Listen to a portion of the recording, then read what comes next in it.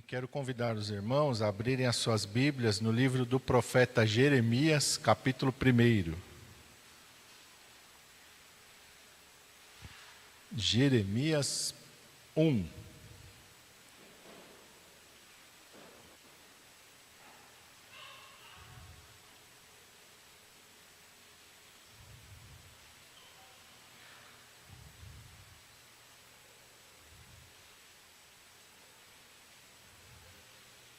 A partir do versículo 4.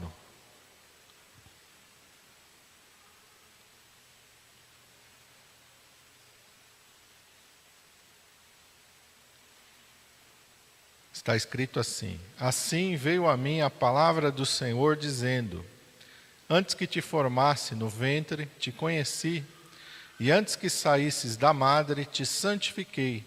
As nações te dei por profeta. Então disse eu: Ah, Senhor Jeová, eis que não sei falar, porque ainda sou um menino. Porém disse-me o Senhor: Não digas, eu sou um menino, porque a todos a quem eu te enviar irás, e tudo quanto eu te mandar falarás. Não temas diante deles, porque estou contigo para te livrar, diz o Senhor. E estendeu o Senhor a sua mão e tocou-me na boca e disse-me: Eis que ponho as minhas palavras na tua boca. Olha, ponho-te neste dia sobre as nações e sobre os reinos, para arrancares, para derrubares, para destruíres, para arruinares, e também para edificares e plantares. Ainda veio a mim a palavra do Senhor, dizendo: Que é o que vês, Jeremias? E eu disse: Vejo uma vara de amendoeira. Disse-me o Senhor: Viste bem, porque eu velo sobre a minha palavra para cumpri-la. Vamos orar. Pai, em nome de Jesus, nós estamos diante da Tua palavra. Senhor, esta palavra não é uma palavra humana, não é, Senhor, uma literatura, não é uma história. Esta palavra é viva e verdadeira. Esta é a palavra do Senhor. Esta palavra não ficou lá no passado, ela não tem nada a ver com nós, não, ela tem tudo a ver conosco. Ela é para nós hoje. Ela tem, Senhor, um endereço certo hoje nas nossas vidas e nos nossos corações. Que o Teu Espírito Santo tenha total liberdade para falar conosco. Que o Teu Espírito Santo tenha total liberdade para agir em nosso meio e sobre as nossas vidas. Senhor, usa-me, Pai, eu te peço, conforme a Tua vontade e o Teu querer. Em nome de Jesus. Amém. Glória a Deus. Esta é a palavra de Deus, o chamado do Senhor para o profeta Jeremias. E é o chamado de Deus também para as nossas vidas. Todos nós somos chamados. Às vezes a gente pensa, e tem um versículo que diz que muitos são chamados e poucos escolhidos, mas todos os escolhidos foram chamados. Não tem como você ser um escolhido de Deus sem ter sido chamado. Deus te chamou. E quando Deus aqui fala com o profeta Jeremias, Ele também está falando conosco. Tem pessoa que acha que não. Não, isso aqui já foi, não tem nada a ver com a gente. Não, tem tudo a ver. Até essa semana passada eu dei risada. Toda terça e toda quinta eu posto um texto bíblico e coloco ali algo de Deus. Num grupo lá, eu compartilho em alguns grupos do Facebook, uma senhora perguntou: mas a quem está falando? A quem se refere essa palavra? Eu pensei que realmente, com a minha inocência, você acha que ela não conhece, vou responder lá. Não, se refere aos filhos de Israel, e também se refere a nós, Mas aí depois eu percebi que ela estava só querendo debochar, É filhos de Israel, então não tem nada a ver com a gente e tal. E tem muitas pessoas que têm um entendimento tão limitado da palavra de Deus, Mas é porque não quer conhecer, não quer aprender de Deus. Sempre que Deus fala com os filhos de Israel, Deus está também falando conosco. Por quê que Deus está falando? Por que o Velho Testamento tem a ver com a gente? Porque tudo que Deus faz, Ele é eterno. Deus começa a separar um povo, a formar um povo lá com Abraão, e este povo é o mesmo hoje da igreja. Efésios capítulo 2, Paulo fala que Deus desfez a separação. Tinha um muro que separava judeu e gentio. Nós éramos estranhos aos concertos, alianças, às promessas. Mas Deus desfez essa separação e dos dois povos, o povo judeu e o povo gentio, que crê em Jesus, a igreja, hoje, Ele fez um povo só. Então o povo de Deus hoje é a igreja. Não tem hoje, vamos dizer assim, eu vejo muitas igrejas querendo se judaizar demais. Não precisa. Querendo fazer festa judaica. Irmão, hoje nós não precisamos fazer festa judaica, não. Hoje nós somos a igreja. Nós precisamos entender o tempo em que nós estamos. Hoje a gente não precisa fazer festa dos tabernáculos. Se você quiser fazer, você pode fazer.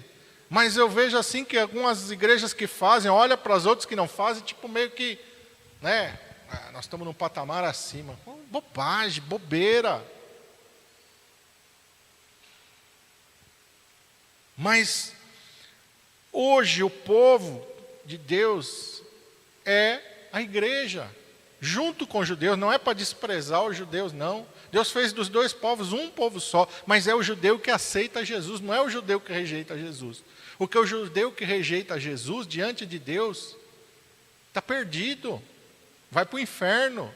É judeu, pode guardar a lei todinha, mas se não crê em Jesus Cristo, não vai para o céu. Porque Jesus disse: eu sou o caminho, a verdade e a vida, ninguém vem ao Pai a não ser por mim. Antes de Jesus, a gente vai olhar, era diferente. Mas a partir do ministério do Senhor Jesus Cristo, o judeu que não aceita Jesus vai para o inferno. Não adianta ser judeu, não adianta guardar leis. E aí a gente tem que estudar a Bíblia para a gente entender isso. Paulo vai explicar nas suas cartas muito bem, Atos dos Apóstolos, Hebreus vai explicar muito bem isso. Mas quando nós olhamos para esse chamado de Deus para Jeremias, tem a ver conosco, porque Deus também nos chamou.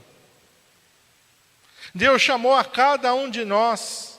E no verso 5, Deus fala algo glorioso: antes que eu te formasse no ventre, te conheci, e antes que saísses da madre, te santifiquei, as nações te dei por profeta.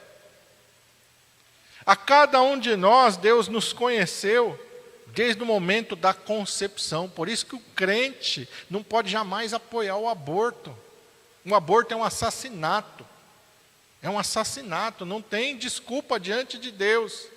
Essa semana até postaram um testemunho, eu achei tão bonito.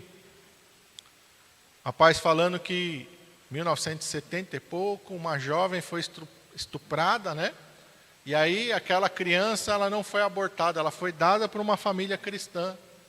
E aí ele fala: eu sou essa criança.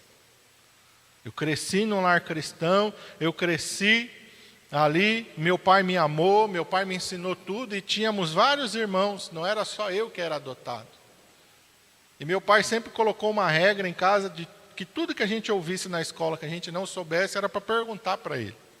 E um dia eu ouvi falar aborto, eu não sabia o que era aborto. Eu cheguei em casa e perguntei para o meu pai: o que é o aborto?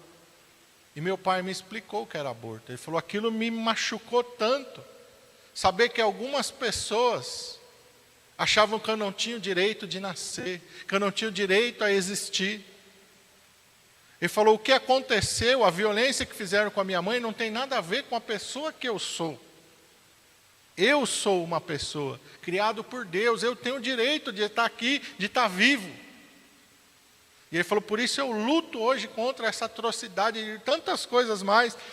Então Deus chamou, Deus chama, Deus nos conhece no ventre da nossa mãe. O apóstolo Pedro fala que isso é a presciência de Deus. Deus sabe o fim desde o princípio. Ele fala isso através do profeta Isaías, Jeremias: eu conheço o fim desde o princípio. Deus, no momento que você foi concebido lá no ventre da sua mãe, Deus já sabia toda a tua história, desde antes de você nascer. É isso que ele está falando para Jeremias: Jeremias, antes que você fosse formado no ventre da tua mãe. Que as pessoas hoje, com uma crueldade tremenda, falam: amontoado de células. Deus está falando: é uma pessoa, eu te conheço. Eu te conheço. Eu te santifiquei. Eu te separei.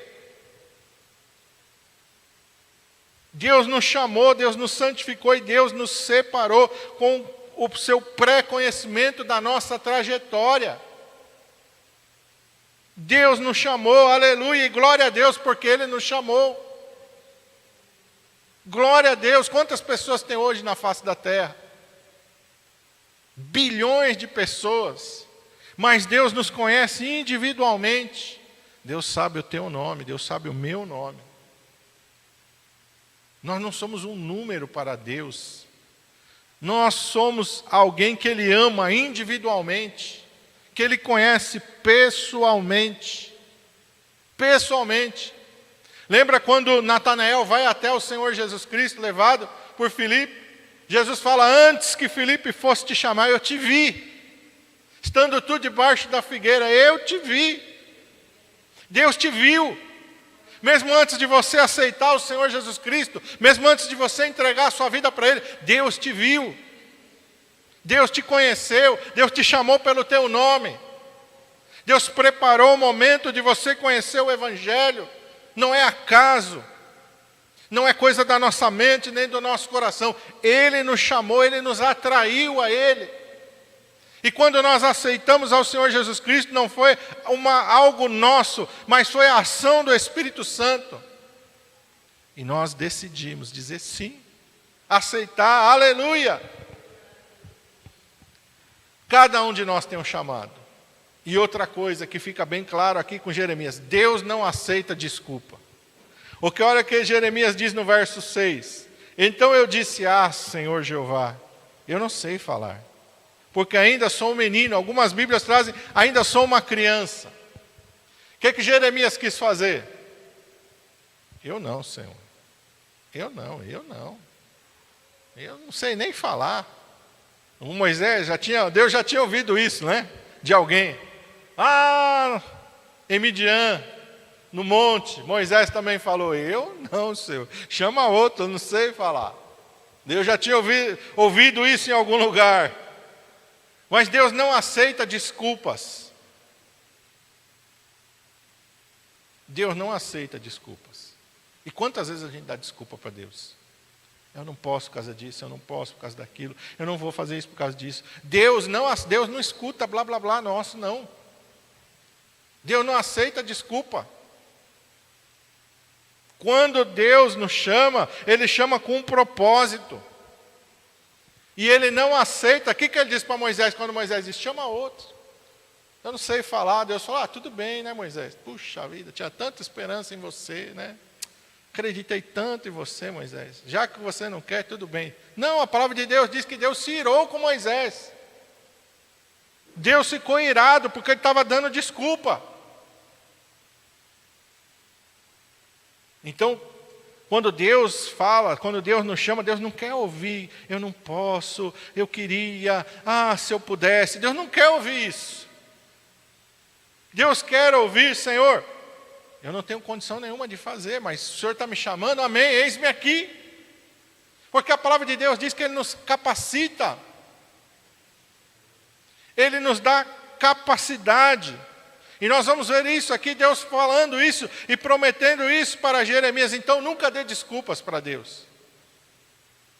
Eu quero frisar bem isso para você, porque nós vivemos dando desculpas para Deus. E Deus não aceita desculpa. Quando Jesus conta as parábolas dos talentos, quem lembra dessa parábola? Ele distribuiu os talentos, as pessoas trabalharam com os talentos, mas teve um que não trabalhou com o talento. Ele fez o quê?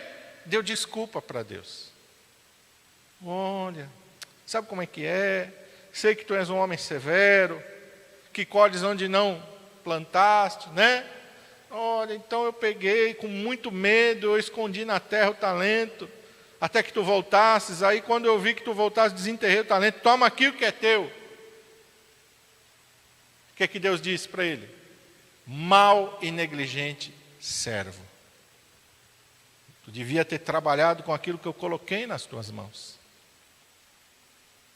A salvação nós recebemos de Deus, de graça. Efésios capítulo 2, somos salvos pela graça por meio da fé. Não vem de nós, é dom de Deus. Ninguém mereceu a salvação. Ninguém vai entrar no céu porque merece. Isso é uma coisa que antes não estava dentro da igreja, mas hoje entrou. Hoje tem muito crente achando que tem mérito. Nós não temos méritos. Ninguém tem mérito diante de Deus. Ninguém merece ser abençoado. Você mereceu ser abençoado. Isso é um conceito errado. A gente tem que tirar isso da nossa mente e do nosso coração. Não é bíblico. Deus nos abençoa não porque nós merecemos, mas Deus nos abençoa pela sua graça, pela sua misericórdia. A salvação é pela graça, pela misericórdia. Nós não merecemos ser salvos. Nós merecemos o inferno, todos nós. Todos nós merecemos o inferno. Somos salvos pela graça, por meio da fé em Jesus Cristo. Então Deus não aceita desculpa.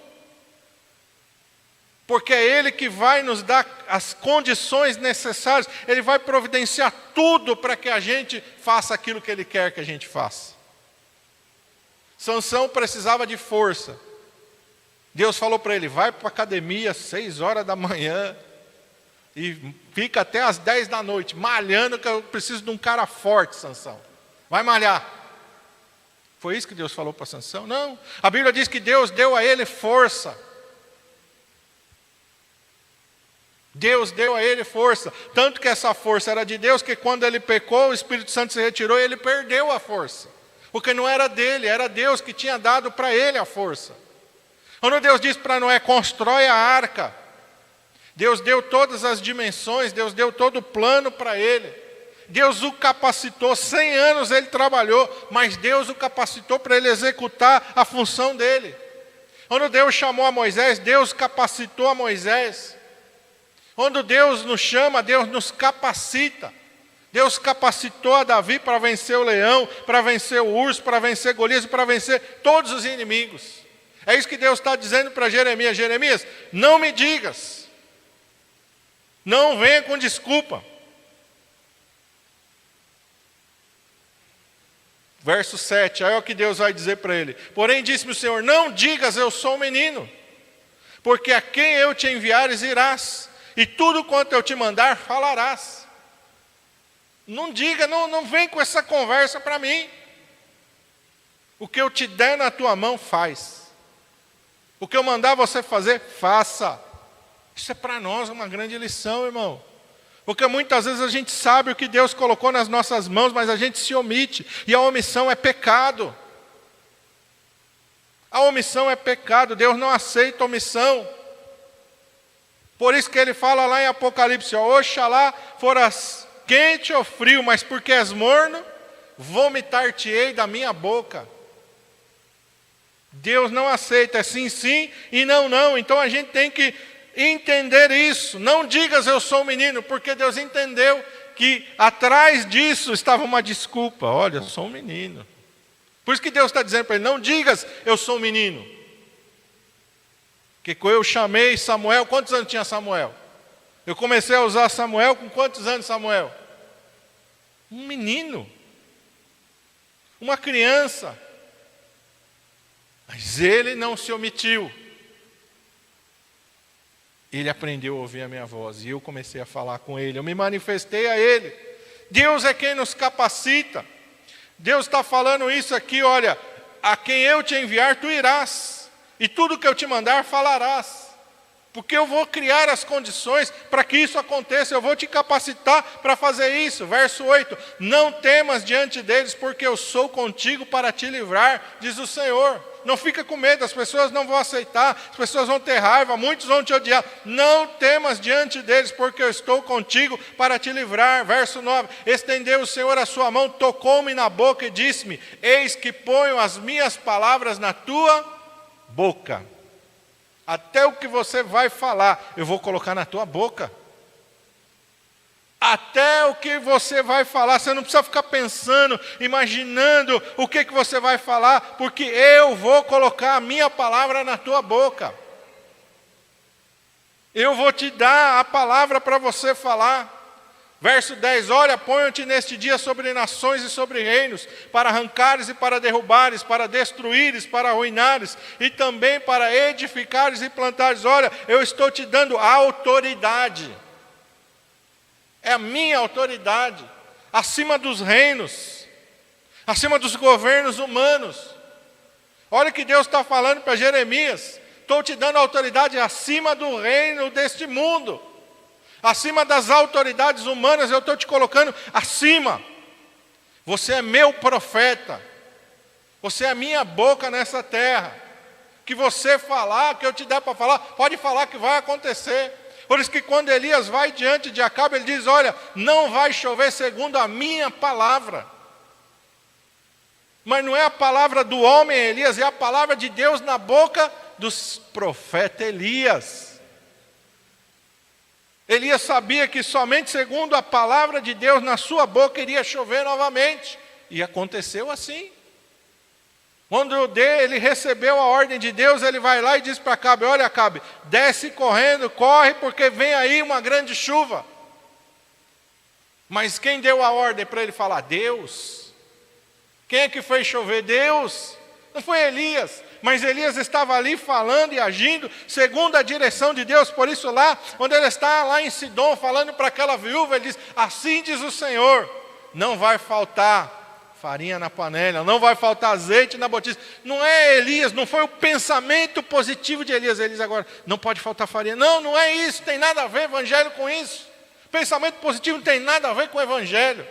É a palavra de Deus, a direção de Deus na boca de Elias. Assim diz o Senhor, não vai faltar farinha nessa panela, não vai faltar azeite nessa botija. Porque a palavra de Deus, ele estava na boca de Elias. Isso aqui que Deus fala para Jeremias, a mesma coisa que Deus fez com Elias. Eu coloco as minhas palavras na tua boca. E coloca na minha e na sua. Se nós nos dispormos. Se nós não tivermos medo, se nós não tivermos receio, se nós não nos acovardarmos, Ele vai colocar a palavra dEle na nossa boca, Ele vai nos capacitar. Ele que nos dá autoridade. É Ele que nos dá autoridade sobre... E a autoridade de Deus, ela está acima das autoridades humanas. Está acima da autoridade do homem. O que pôde fazer Nabucodonosor quando lançou aqueles jovens na fornalha? Acabou o poder dele, eu lanço vocês na fornalha. Deus diz, pois é, a minha autoridade é maior, eu digo para o fogo não queima. Pronto, vamos ver quem é que manda mais. Quem é que tem mais autoridade? Aquele que pode lançar no fogo ou aquele que diz para o fogo, não vai queimar? Quem é que tem mais autoridade? Aquele que encurralou os filhos de Israel com seu exército frente ao mar ou aquele que diz para o mar, abre? Abre. Ele tem mais autoridade. Aquele que manda fechar a boca do leão. A autoridade do rei foi até lançar Daniel na cova. Dentro da cova, a autoridade de Deus. Fecha a boca, leão. Não vai tocar no meu servo. Aleluia. Ele tem a autoridade. E quando nós estamos obedecendo a Ele, nós estamos debaixo de uma autoridade que é maior do que todas as coisas. A autoridade sobre o céu, sobre a terra, sobre os elementos da natureza.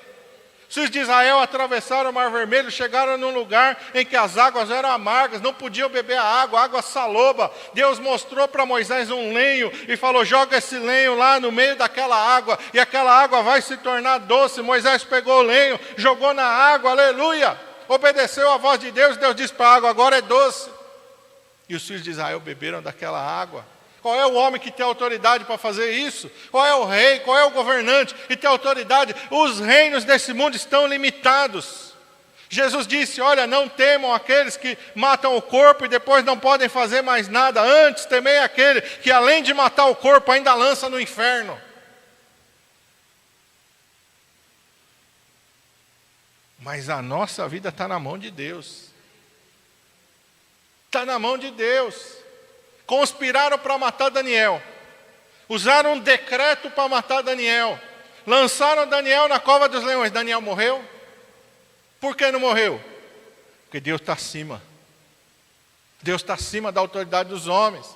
Nós estamos vivendo dias difíceis nessa nação, que está uma bagunça judicial tremenda, que tem um homem aqui que se colocou acima de tudo, mas Deus está acima dele.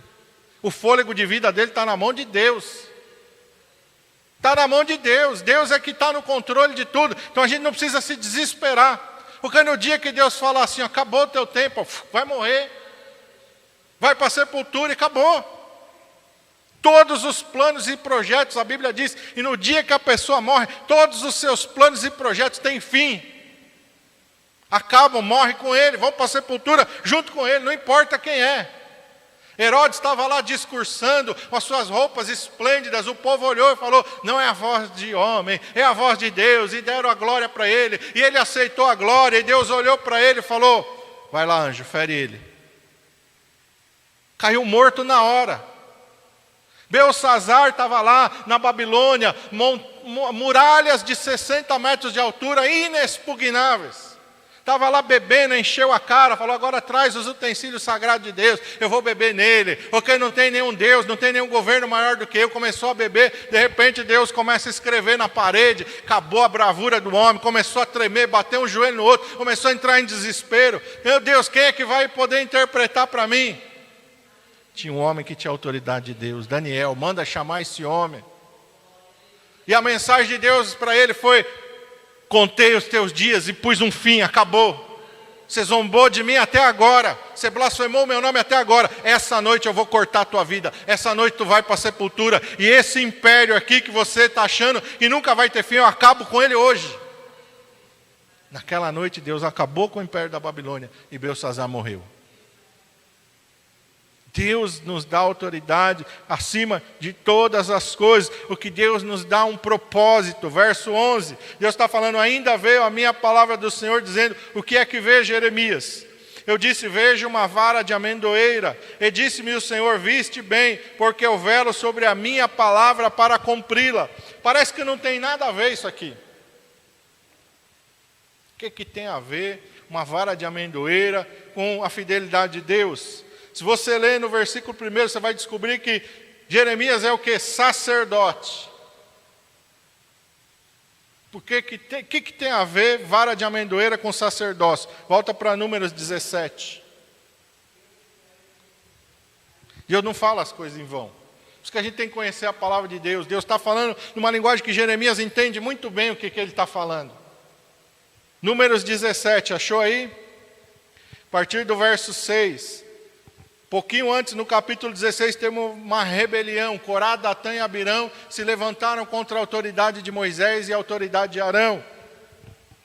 Causaram lá uma revolta, Deus abriu a terra, tragou aqueles homens, mas a revolta continuou no coração do povo. O povo começou a revoltar, não, Moisés e Arão estão aí como ditador acima de nós, estão aí, né? E Deus falou, não, eu vou mostrar quem é que escolhe, quem é que chama.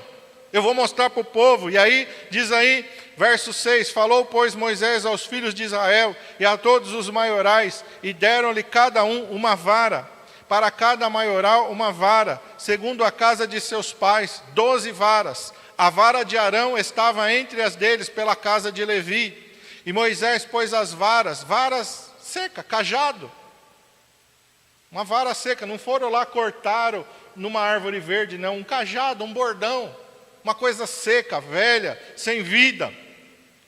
Moisés pôs estas varas perante o Senhor na tenda do testemunho.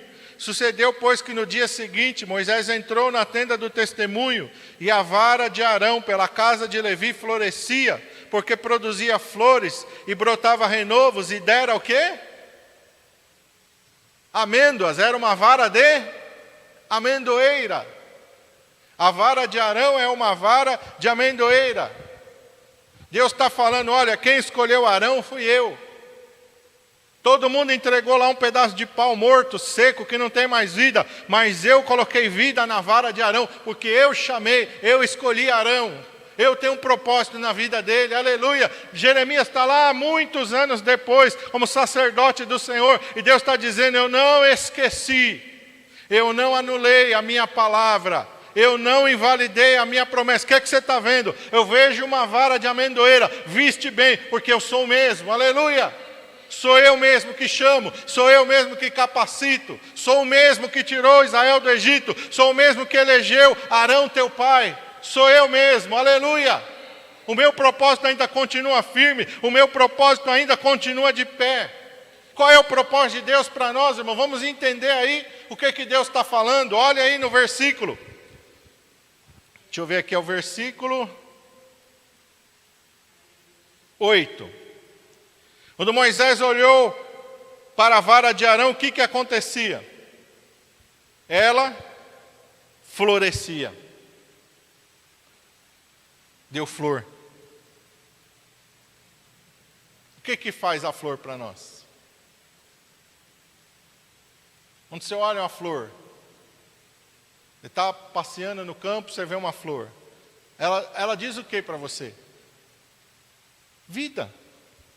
Porque depois o que vai acontecer? Primeiro a árvore floresce, depois vem o quê? Depois, logo na sequência, o fruto. Vem o fruto dali. É dali que vem o fruto. Então Deus está mostrando que Ele tem o propósito de nos fazer florescer. Deus te chamou para florescer. Deus te colocou uma viva esperança, esperança de vida. Se a planta não florescer, se não der fruto, não vai haver o quê? Sementes. Não tem semente, não tem vida, não tem continuidade. Deus está mostrando para nós que Ele nos chamou para florescer. Ele colocou em nós vida, aleluia. Ele nos chamou para florescer. Se uma planta, você plantou lá uma roseira, a roseira não dá rosa, o que está acontecendo com a roseira? Está doente. Tem alguma coisa errada com aquela planta. Ela tem que florescer. Deus nos chamou para florescer. Que mais que diz aí? A vara de Arão florescia porque produzia flores, brotava renovos. Deus te chamou para viver em novidade de vida, renovo, crescimento. O brotinho lá significa que a árvore vai crescer, que ela vai expandir. Quem já plantou uva sabe, lá o brotinho ela vai embora, o brotinho vai crescendo. Ou um chuchu, ou um maracujá, qualquer árvore tem um broto. O broto significa que ela vai crescer. Deus te chamou para crescer. Deus não te chamou para você ficar parado na fé.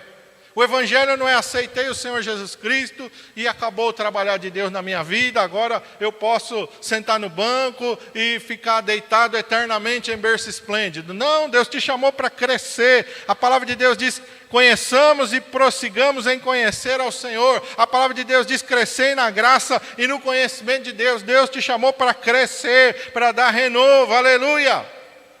Que mais que ele fez aqui? Verso 8. Brotou renovos e deu amêndoas. Deus te chamou para frutificar, aleluia. Deus te chamou para produzir frutos. Você tem que produzir fruto. A sua vida tem que ser uma vida frutífera. Não pode ser o crente não pode não frutificar, a gente tem que frutificar e a gente frutifica de várias maneiras. Mas tem que frutificar. A gente tem que conhecer a palavra de Deus, tem que ser transformado. Fruto digno de arrependimento. Lembra que João Batista falou? Quando os publicanos vieram, disseram, nós também queremos ser batizados. Ele falou, espera aí pessoal. Isso aqui não é um negócio de ritual não. Vocês têm que produzir frutos dignos de arrependimento. Tem que mudar a vida tem que ser transformada. Eu não posso continuar sendo a mesma pessoa de antes de eu conhecer o Senhor. Conhecer o Senhor Jesus? Mudou nada na minha vida, eu sou o mesmo, faço as mesmas coisas, vivo da mesma maneira, não mudou nada. O que mudou? Só aceitei Jesus, não precisava de mais nada. Não, está errado. Está errado. Fruto digno de arrependimento, quer dizer, eu mudei, eu me arrependi dos meus pecados, eu me arrependi daquilo que eu fazia e não estava de acordo com a palavra de Deus, eu mudei. Fruto digno de arrependimento. A gente tem que frutificar transformando a nossa vida. Sendo uma nova criatura em Cristo Jesus, a gente frutifica pregando o Evangelho, dando frutos, ganhando almas para o reino de Deus. Deus nos chamou para frutificar. Tem o fruto do Espírito também, que a gente tem que dar. Qual é o fruto do Espírito? Lá em Gálatas. gozo, paz, longanimidade, benignidade, bondade, fé, mansidão, amor, temperança. São as características do fruto do Espírito. Não são frutos do Espírito, é o fruto do Espírito, tem várias características. Você tem essas características? Vamos lá para Gálatas 5. Você está frutificando no Espírito? Tem essas características aí na tua vida?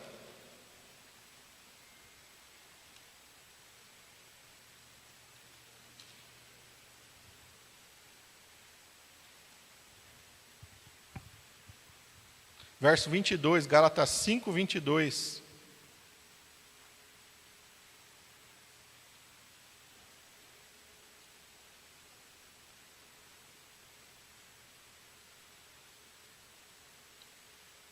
O fruto do Espírito é amor, gozo, paz, longanimidade, benignidade, bondade, fé, mansidão, temperança. Olha bem, tem que ter todas essas características na nossa vida, no nosso espírito.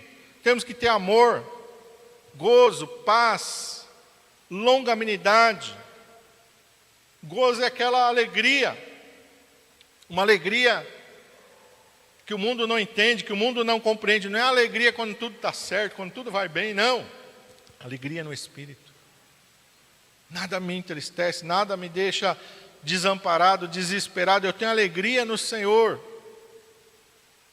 Alegria no Senhor, tenho paz, nada me tira da minha paz. Longanimidade, é difícil para eu perder a paciência com alguma pessoa, para eu querer nunca mais ver ela. Benignidade, uma bondade enorme.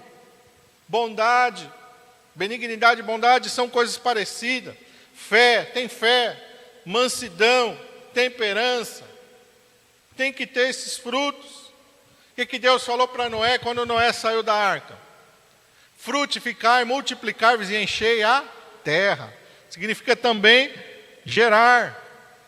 Você pode gerar pessoas na fé, ganhar almas para o Senhor Jesus Cristo. Então Ele nos chamou para florescer, para crescer, para frutificar. Esse é o propósito de Deus nas nossas vidas. Quando Deus nos chama com esse propósito. E eu quero encerrar em São João 15. Volta um pouquinho aí para São João 15. Olha o que Jesus nos fala. Versículo 16.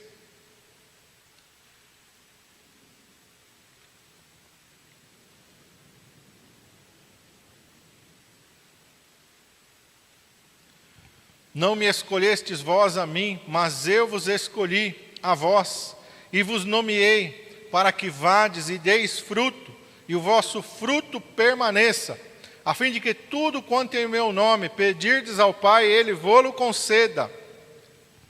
O Senhor nos escolheu e nos nomeou para quê? Para dar fruto. O propósito de Deus na nossa vida é que a gente dê fruto. E que o nosso fruto permaneça, a fim de que tudo quanto em meu nome pedirdes ao Pai, Ele vô-lo conceda.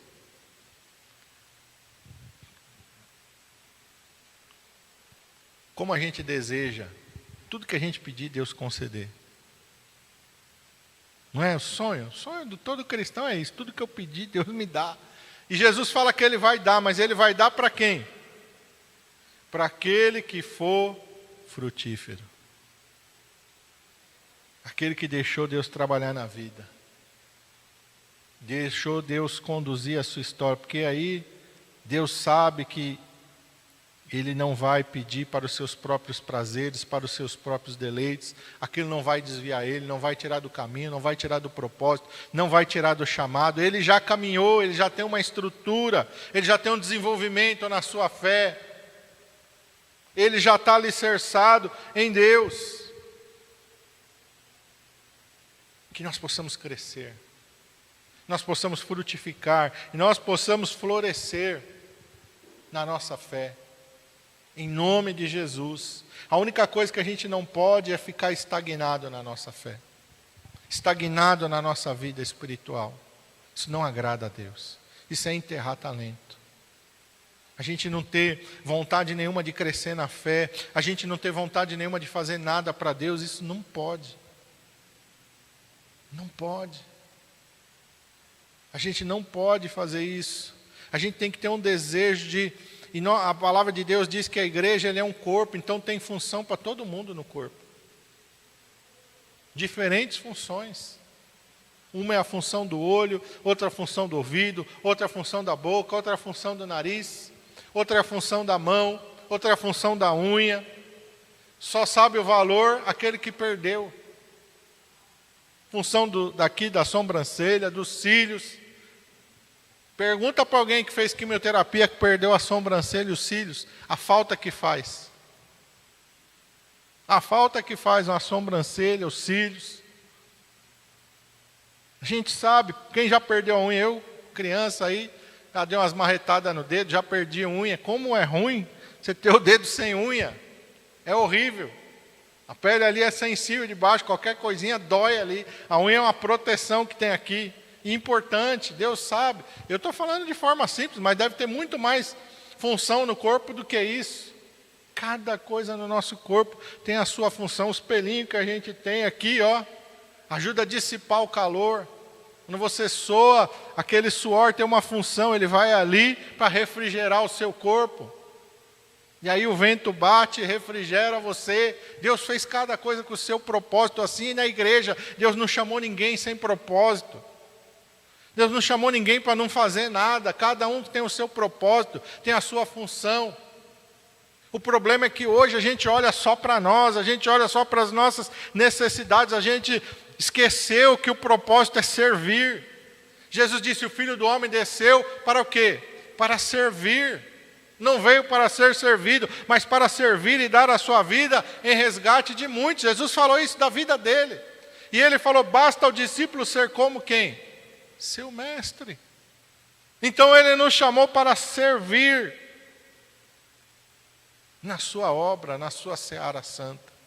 Feche teus olhos. Pai, nós te louvamos e te agradecemos, Senhor. Porque tudo o Senhor faz com um propósito.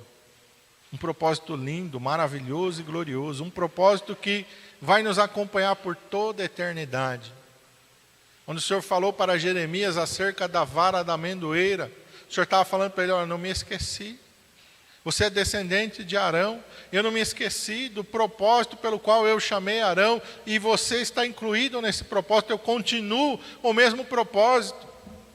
Eu continuo com a mesma aliança, eu continuo com as mesmas promessas. Eu também te chamei, aleluia, você está incluso nesse chamado, o Senhor nos chamou com um propósito. Todos nós temos que florescer, crescer e frutificar. Todos nós. Todos nós fomos chamados para servir. Muitas vezes nós estamos tão ocupados, pensando só na gente, só naquilo que a gente quer, que a gente esquece do nosso propósito, que a gente esquece do nosso chamado. E Deus quer que a gente desperte, que a gente acorde, a gente pare de viver só para nós mesmos e comece a olhar para o reino e comece a entender que esta vida aqui é passageira, ela acaba. Todos os sonhos e projetos para essa vida são pequenos demais se a gente não pensa na eternidade. Tudo acaba aqui, tudo fica sobre esta terra. Tudo que a gente faz para nós mesmos vai ficar aqui, mas tudo aquilo que a gente fizer para o reino vai nos acompanhar na eternidade. Grava bem isso na tua mente e no teu coração. Tudo que você fizer para você mesmo vai ficar nesta terra, mas tudo aquilo que você fizer para o reino de Deus vai te acompanhar por toda a eternidade. O Senhor nos dá entendimento, nos dá discernimento, nos dá sabedoria, nos dá o seu Espírito Santo, Pai. É isso que nós precisamos. É isso que nós te pedimos, Senhor, nesta manhã, em nome